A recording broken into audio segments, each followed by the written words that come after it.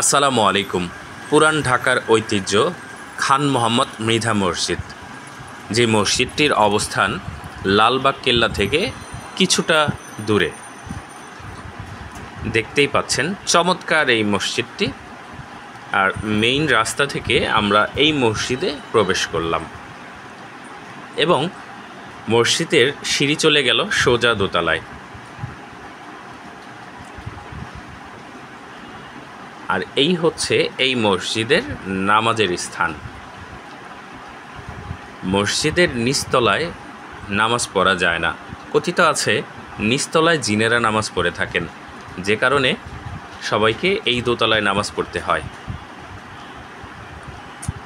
একজনকে জিজ্ঞেস করেছিলাম নিচতলায় নামাজ পড়া হয় না কত বছর যাবৎ। তিনি বললেন, আমি যখন ছোট তখন থেকে দেখে আসছি নিচতলায় নামাজ পড়া যায় না। যে এই কথা বললেন তার বয়স প্রায় 70। দেখতেই পাচ্ছেন কত সুন্দর মসজিদটি। বলা হয় এই মসজিদটি প্রায় 200 বছরের পুরনো, কিন্তু এই মসজিদ সগৌরবে এখনও দাঁড়িয়ে আছে।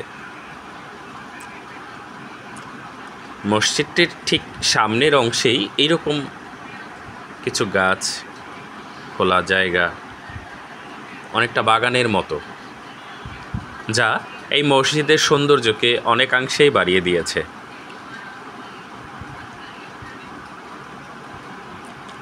লালবাগের খুবই চমৎকার এই মসজিদটি, সবাই দেখে যাবেন। আশা করি আপনাদেরও ভালো লাগবে। এই হলো মসজিদের নিচতলা। দেখতেই পাচ্ছেন প্রায় 200 বছর আগের মসজিদ, দেখতে কতটা সুন্দর এখনো। সবাইকে আসার আমন্ত্রণ।